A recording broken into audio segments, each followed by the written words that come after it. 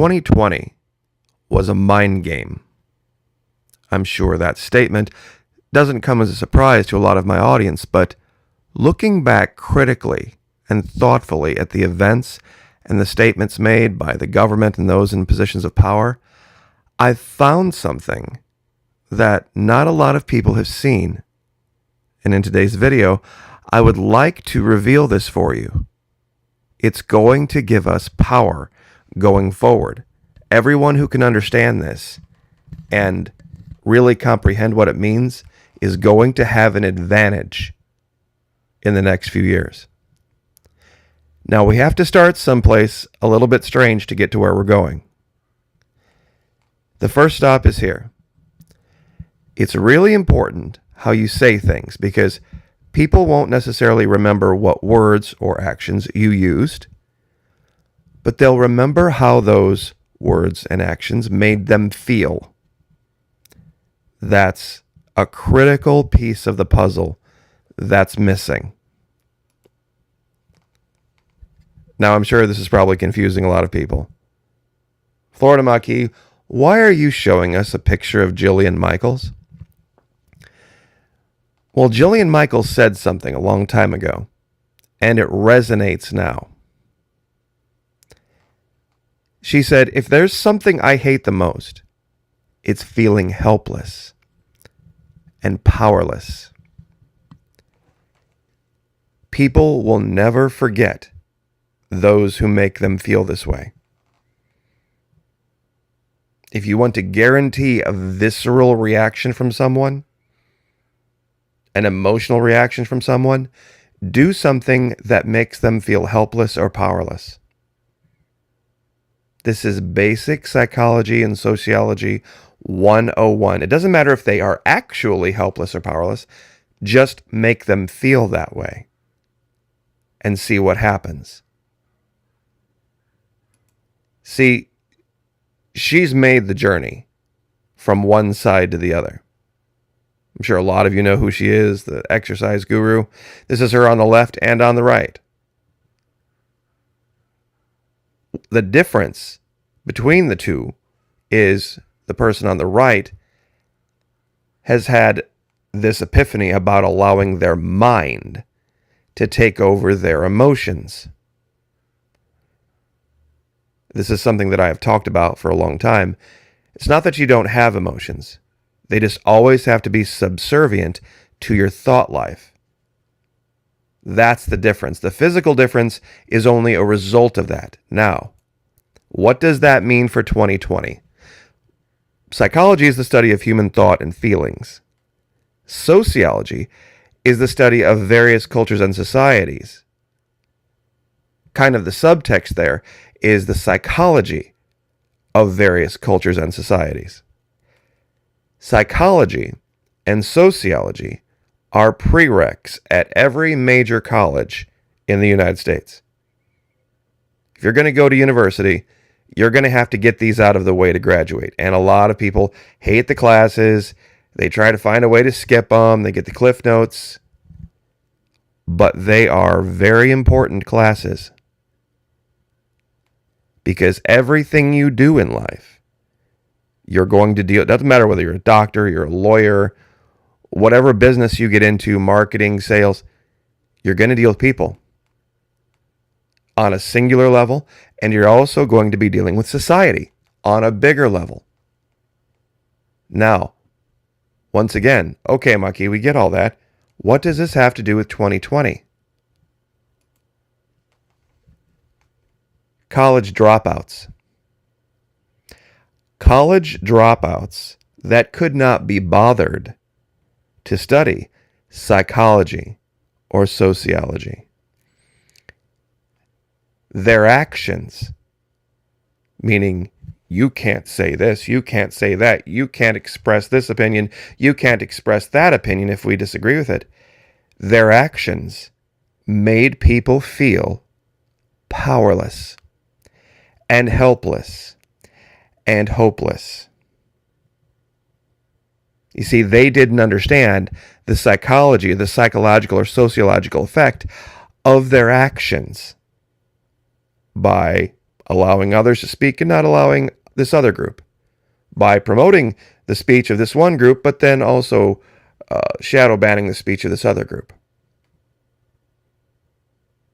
They didn't understand what they were doing because they are college dropouts. They couldn't be bothered with those stupid little first-year classes. Maybe if they had finished, maybe if they had listened to some professors, they would have been mentally equipped to be in the positions of power they're in now. This is what happens when you let uneducated, uncivilized people have positions of power.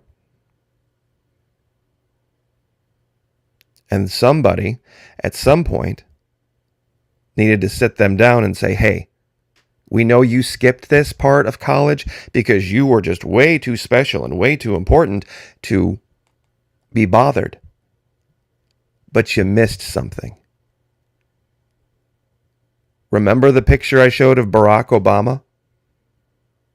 And the first thing he said was, we need to worry about these 74 million people. Say what you want about Barack Obama. He understands psychology. He understands sociology. He understands that when you marginalize large groups of people, it doesn't matter whether they're minority or whether they're majority or where they come from, when you do that, psychology and sociology will come into play.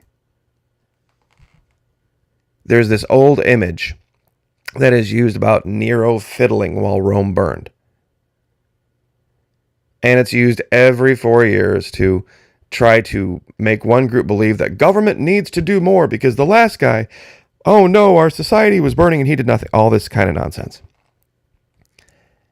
You see, apathy is not the first stop. You see, you can have people who feel somewhat powerless and hopeless, but if you give them bread and circuses and a kind of a normal life, meaning they're well-fed and well-entertained, they will then make the leap to apathy. But that's not what 2020 was. 2020 took away everything from a lot of people and left them no other option. And make no mistake, everything is marketing. Everything is marketing. There were people out there that didn't know why they were angry, but they were. They were angry. And they were upset. And they felt trapped, and they felt powerless, and they felt hopeless. And if there's anything people hate, more than anything, it's feeling helpless and powerless, and that's what these guys did. And the reason they didn't know better than to do that, they didn't understand what they were doing, was because they are college dropouts. Both of them. Now, real quick, the statement, content builds relationships, relationships build trust, trust drives revenue. You see, they started down this road, but they didn't realize they were breaking the chain in this relationships part. They broke the trust, they broke the faith. And the reason I quickly glanced over to this image was because I'd like to ask my audience a question as we get toward the end of the video here. If you walked into a car dealership and you had a choice between getting in a car, and this is for both men and women, with the person on the left or either one of the two individuals on the right, who would you get in the car with and go for a test drive? Well, of course, most men and women would choose the person on the left. Why? Well, a lot of women would say, well, the guys would do it because she's pretty and cute. Well, that's just reality. But women would as well. Why? Because they'd feel safe. They'd feel more comfortable driving around in a car with another woman than they would a couple of older guys. Now, the older guys on the right might know a heck of a lot more about cars. You know, most guys are shade tree mechanics, and, you know, both of those individuals look like they're probably 40, 50, maybe older. So you have some experience with cars. So it wouldn't be a logical, clinical thought process that would go into that decision making. It would be an emotional one. Don't ever make anyone feel helpless or hopeless or powerless, no matter what you do. Because when you add that emotion to the event, you make it unforgettable.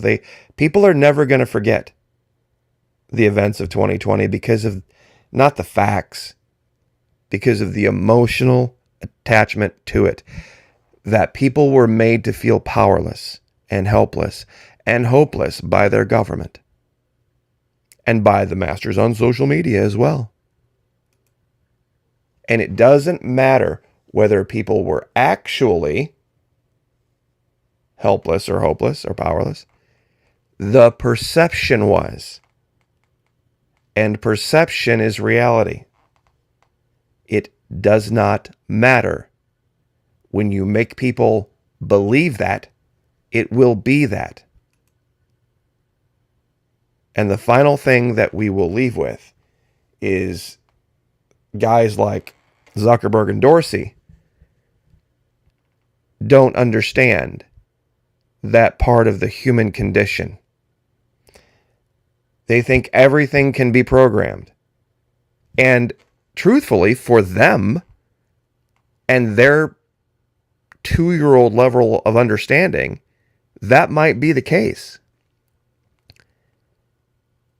The Sheldon Cooper way of approaching life might be able to be programmed. But the rest of us, continuing to evolve, continuing to get better, continuing to become something more than what we are, it ain't going to work. No computer in the world stands a chance against a thinking, feeling human being, one especially that has the understanding of thought being in charge of emotion. And that's what brings us back here. Thought being in charge of emotion. It's just the reality. And like I said, she's been there.